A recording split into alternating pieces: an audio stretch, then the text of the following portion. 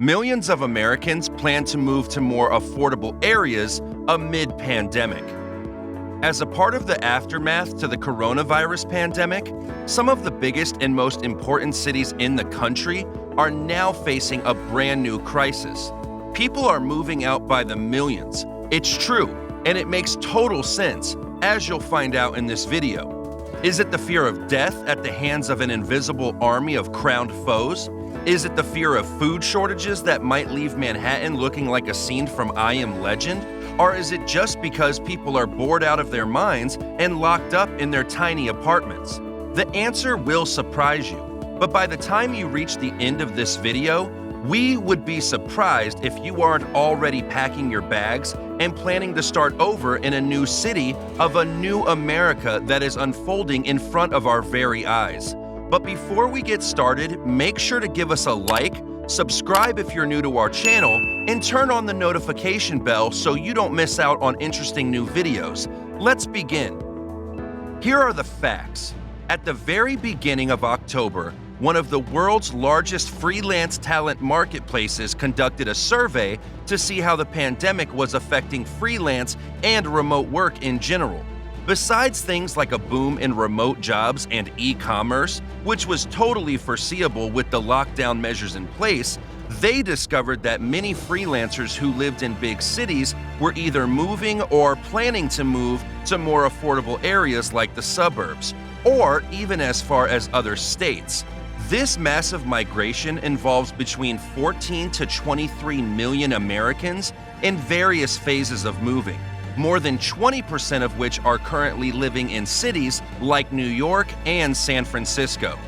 While it's totally normal that people migrate from one city or state to another under normal conditions, the study also showed that this year, those 23 million people actually represent a threefold increase compared to the 2018 to 2019 period.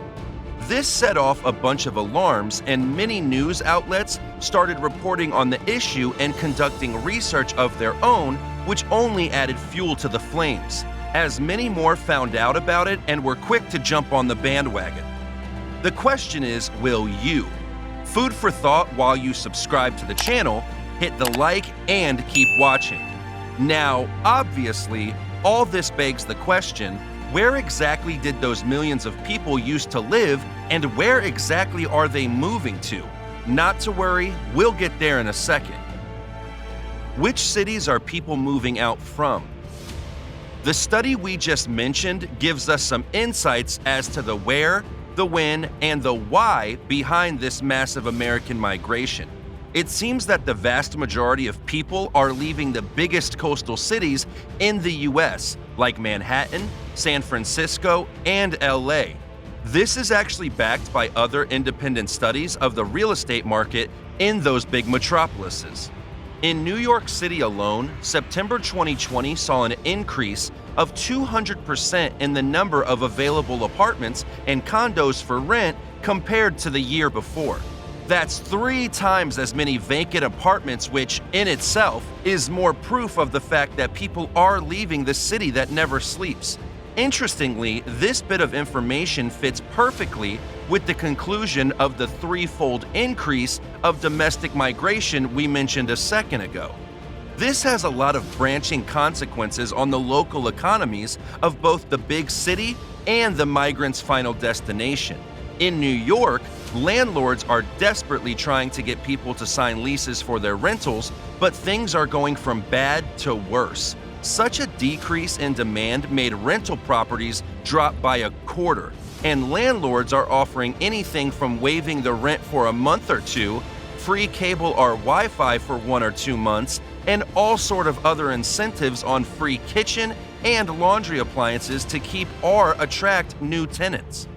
Fact is that people are literally fleeing big cities. Solo tenants were the first to go, but whole families are also catching on in cities like San Francisco, San Mateo, Santa Clara, as well as Suffolk and Manhattan.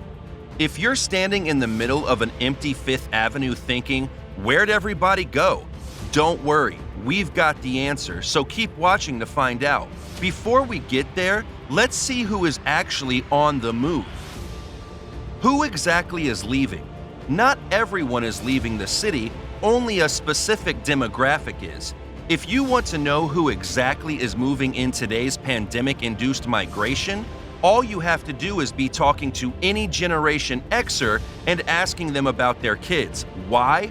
Because in most cases, it's the young adults, those 18 to 29-year-olds from Generation Z, that are on the move, and 52% of them are headed back home to live with their parents, something that hadn't happened in this country since the Great Depression.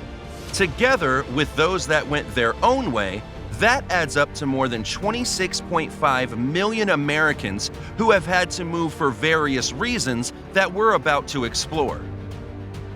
Why are they all leaving and where are they going? We'd be willing to bet that more than one landlord has sourly regretted evicting their tenants the first time they fell behind on their payment at the beginning of the pandemic. Little did they know that it would have been a lot better to let those people stay. But the fact is that we had a massive eviction crisis coupled with an unemployment crisis that drove many people away from the city. As it turns out, that's not the only force that's driving the current exodus. Almost all companies and employers that survived the slowdown economy kept their workers and allowed them to work entirely from home. This new job flexibility meant that we no longer had to live where the high-paying jobs were. So it really didn't make any sense to keep paying thousands and thousands of dollars of our income in renting a tiny studio in a big metropolis. It's kind of ironic, but the study we mentioned earlier found that freelancers and remote workers who were dead set on moving were willing to do so just to save a meager 10% on their rent, while their leaving the city actually caused a 25% drop in rent price in the market after they left. But that's life, cause and effect, we suppose. There are obviously other causes to the exodus. Big cities were the hardest hit by the pandemic, which not only means that staying implies a higher risk of contagion, but it also implies that lockdown measures in those cities are bound to be a lot harsher than in other places. Therefore, all those things that make cities like New York and San Francisco worth living in, such as the lively nightlife, the diverse culture and gastronomic scenes, and all other attractive appeals, were gone all of a sudden. People were given the opportunity to relocate. After weighing the pros and cons, they took the chance and moved. But where did they relocate to? Well, where would you go if you were a recent grad who landed a remote job for a big tech company like Amazon or Twitter and were looking for the perfect place to call home? It should be somewhere with affordable housing, better living conditions, good internet service, great co-working spaces, good weather, and overall hipster town vibe. Wouldn't you agree? So, where would you find such a place? Don't worry, we won't make you Google all those keywords to find out for yourself, because we already have the answer, and it was none other than Zoom who gave it to us. Enter Zoom Towns. Apart from Amazon, Zoom is probably one of the tech companies that has profited the most from this global pandemic because they had already built and tested the platform that would become the backbone of remote work across the world. Well, by checking out where most of Zoom's traffic originated from, we can get a clear picture of where all the remote workers went. It turns out that they huddled in a rather small number of towns and cities in different parts of the country, which are now known as Zoom Towns. Places like Dallas, Austin, and Coma County in Texas, Sacramento and El Dorado County in California, or Gloucester County in New Jersey became the new hotspots and destinations of choice for those fleeing the biggest cities in America. This big boom in local economy for all the Zoom towns across America made some mayors in the South and other parts of small-town America a bit jealous, and here's how they got creative. Calling all qualified remote workers, "We've got money for you and cheap houses too, so come and get them." That's the gist of a series of policies devised by 4 different small towns across the U.S. that aim to attract highly educated and skilled remote workers that used to live in big cities. It is a creative way to bring in as many dollars from big tech and other booming niches of the economy to small towns whose economy have all but collapsed because of the pandemic. These towns are The Shawls, Alabama, Topeka, Kansas, Tulsa, Oklahoma, and Savannah, Georgia. They are all offering a big check as incentive for qualified workers to make these cities their home base. The Shawls, for example, offers $10,000 to be used as down payment to buy a house, which could cover almost 10 to 20% of the value of a 1,200 square foot home that will likely have an acre of land or more.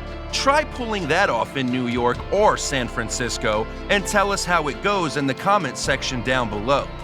These mayors are getting super creative because even a small number of families moving in could mean over $1 million being injected into the local economy.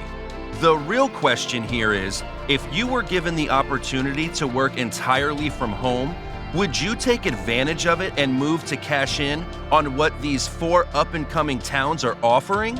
Or would you rather move to your parents' basement or spare bedroom until the pandemic ends in an unforeseeable future? Share your thoughts in the comment section below and join the discussion. We'd love to hear what you have to say. While you're at it, please remember to like, subscribe, and hit that notification bell for new updates on the current state of our nation. Thanks for watching.